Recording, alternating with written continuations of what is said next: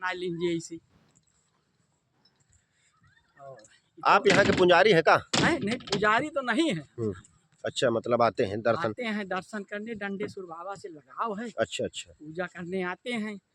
ये सन 2023 में जी हम कर रहे थे पार्थिव पूजन जी। तो जब पार्थिव पूजन कर रहे थे जी तो उसमें मिट्टी का हम शिवलिंग बनाते थे जी। और शिवलिंग बना करके उसका पूजा करते थे। जी। तो पूजा करने के बाद हमें विसर्जित करना था नदी में। जी। तो हम ला करके उसको जो है नदी में विसर्जित कर रहे थे। अच्छा। तो नदी में विसर्जित करने के बाद हम यहाँ डंडेश्वर बाबा का दर्शन करने लगे। जी। जब हमारा आखिरी दिन हुआ जी कि आज हम जो है यहाँ आखिरी पूजा हुई, तो आखिरी दिन जब हमने शिवलिंग बनाया जी, घर में मिट्टी का और ला करके यहाँ जो है विसर्जित किया, पूजा पाठ किया। हम हर मलमास में पार्थिव पूजन करते हैं। अच्छा। और पार्थिव पूजन में 6 घंटे का समय लगता है। जी जी। बस मिट्टी से शिवलिंग बनाना, प्राण प्रतिष्ठा करना, उसकी विधिवत पूजा करना। उसमें इतना मंत्र है कि मिट्टी उठाओ तब मंत्र से, रखो तो मंत्र से, जल छोड़ो तो मंत्र से। उसमें सब पूरा करने के बाद जो है प्राण प्रतिष्ठा की जाती है जी। उसको करने के बाद पूजा करते हैं। और पूजा करने के बाद विसर्जित हम यही नदी में गोमती मैया में करने लाते थे। तो जब हमारा महीना पूर्ण हुआ जी, मतलब पार्थिव पूजन का आखिरी दिन बचा तो हम इसमें डाले। तो हमारे इधर आओ बाबा जी से। मन से ये आया कि आज से डंडेश्वर बाबा हमसे ये छूट रहे हैं जी। अब हम दर्शन इनका करने नहीं आ पाएंगे। जी। हमारे अंदर से आंसू निकलने लगा। जी। जब आंसू निकलने लगा तो हमने प्रतिज्ञा की कि अब हम हर एक सोमवार को और जब हो सकेगा तब डंडेश्वर बाबा का हम पूजा करने जरूर आएंगे। जी।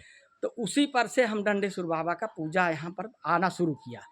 आने के बाद में हमने यहाँ बहुत दिन तक पूजा किया। उसके बाद एक कार्यक्रम हमने और स्टार्ट किया ये कि यहाँ पर सब मंदिर में, मस्जिद में, हर गुरुद्वारे में प्रसाद बंटता है, यहाँ क्यों नहीं प्रसाद बंटता है। हमने मन में हमारी इच्छा जागृत हुई कि अब हम प्रसाद यहाँ बंटवाएंगे। तो उसके बाद एक दिन हम जो है यहाँ चीनी लेकर आए और गिलास लेकर के आए, सब कुछ जो है स्टार्ट किया, मतलब प्रसाद बंटवाना शुरू किया। तो कुछ लोग आए हमारे पास, कहे पंडित जी इसको बताइए, आप खुद बांट रहे हैं कि कमेटी की तरफ से, क्या कैसा है। हमने कहा भाई साहब आज हम पहले दिन प्रसाद का वितरण जो है शरबत का कर रहे हैं, उसके बाद डंडेश्वर बाबा जैसा यथास्थित बनाएंगे हम करेंगे। सब लोगों ने थोड़ा थोड़ा करके दान देना शुरू कर दिया। अब हमारे पास 25 लोग बन गए। अब 25 लोगों की जब कमेटी बनी तो हम शनिवार को दाल खरीदते थे, चावल मतलब जो है, और दाल खरीद कर चक्की में पिसवा करके उसको रविवार को यहाँ आते थे डंडेश्वर में। अच्छा। यहाँ हमको एक कमरा मिला था पीछे वाला, तो वहाँ हम शाम को जो है आते थे और यहाँ नुक्ति बनवाते थे, कमरे में रखते थे, भगवान भोले बाबा का, माँ पार्वती मैया का मैं पूजा करता था। उसके बाद में घर जाता था। सुबह मैं जब आता था तो यहाँ पर फिर जो है सुबह पूजा पाठ करने के बाद स्वयं प्रसाद वितरण करता था।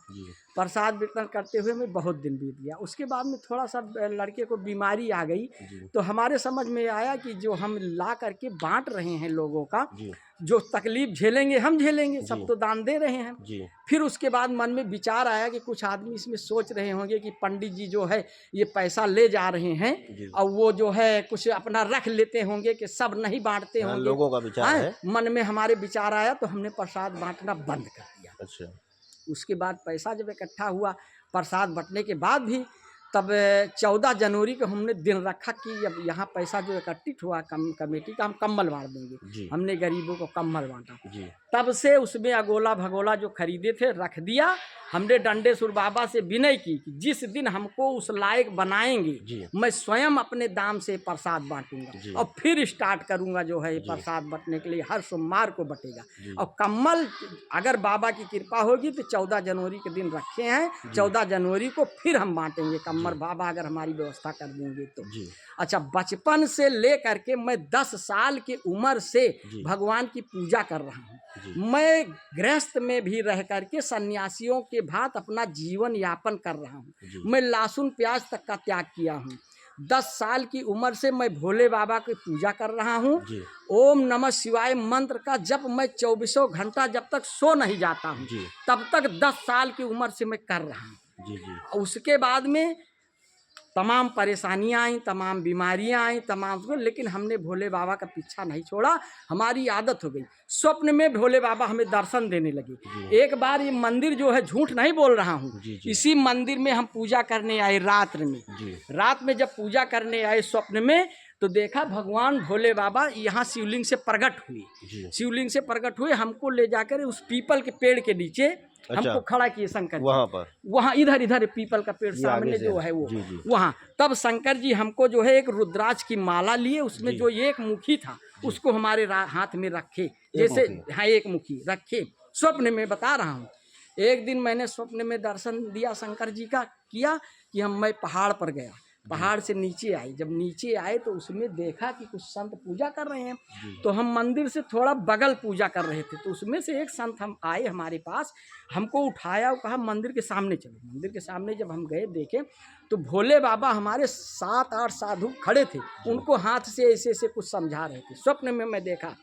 उसके बाद अभी शनिवार को हमने स्वप्न में देखा भगवान बजरंगबली हमारे छत के ऊपर बंदर के रूप में है, और देखते देखते वो हनुमान जी के रूप में प्रकट हो गई, और बहुत विकराल रूप उनका हो, इतना विकराल रूप हो गया कि आकाश को छू गई। तो हमें भगवान स्वप्न में दर्शन देते हैं, हमेशा मिलते हैं, सब कुछ करते हैं। उसके बाद हमारी आर्थिक स्थिति थोड़ा गड़बड़ा गई, तो हमसे लोगों ने कहा आज कई साल हो गए कि तुम कनकधारा स्तोत्र का पाठ करो, और उसके बाद में कनकधारा माँ लक्ष्मी मात्रा का मंत्र जपो, तो इससे तुमको जो है तुम्हारी आर्थिक स्थिति ठीक हो जाएगी। हमने कनकधारा स्तोत्र का पाठ शुरू किया और माँ लक्ष्मी माता का जो है मंत्र जपना शुरू किया। आज कई वर्ष बीत गए। जब हमने शुरू किया तो हमें और आर्थिक तंगी सताई, मतलब हमारी आर्थिक स्थिति और खराब हुई, लेकिन हमने माँ का पाठ करना कनकधारा स्तोत्र का अब ये नहीं छोड़ा। जब नहीं छोड़ा तो बीच में मतलब आज 2 साल हो गए, मैं माता लक्ष्मी की जब पूजा करता हूँ उनको पुष्प चढ़ाता हूँ, और उसी तरह रोज पुष्प चढ़ाता हूँ, लेकिन किसी दिन सामने मेरे आकर पुष्प गिरता है, मतलब वो पूरा आश्चर्य वाली बात होती है। स्वप्न में माँ ने हमको दर्शन दिया कि मैं तुम्हारी हथेली में आकर के जो है विराजमान हो गई हूँ, तुम्हारी हथेली में मैं प्रकट हो चुकी हूँ माँ लक्ष्मी माता। कुछ लोगों को दिखाया, जैसे 1-2 आदमी तो जो हमसे ईर्ष्या करते थे वो तो कहे पागल हो गया। भाई पागल वाली बात ही है, किसी की हथेली में माँ लक्ष्मी माता प्रकट हो जाएं, देवी जी प्रकट हो जाएं, तो पागल वाली बात ही है। कुछ आदमी कह रहे हैं इनको भर्ती कराओ, इनको जो है अस्पताल में ले जाओ, इनको जो है दवाई कराओ, और कुछ आदमी जो पूरी निगाह गड़ा कर भगवान की भक्ति से देख रहा था उसको दिखाई दिया, और हमारे हथेली भर में पूरे स्वास्तिक का निशान प्रकट हुआ है, भगवान सूर्य नारायण का निशान प्रकट हुआ है। माँ लक्ष्मी जी कमल के आसन पर बैठकर प्रकट हुई। मैं दावे के साथ इस मंदिर में के प्रांगण में भगवान दंडेश्वर बाबा हमारे इष्ट देव हैं, मैं उनकी कसम खाकर कहता हूँ, मैं जितनी पुण्य और जितनी पूजा की है 10 साल की उम्र से भक्ति की है, हमारी सब नष्ट हो जाए अगर हम झूठ बोल रहे हैं। ये सत्य है, हमारे हाथ में लक्ष्मी मैया प्रकट हुई है। अच्छा मतलब क्लियर है।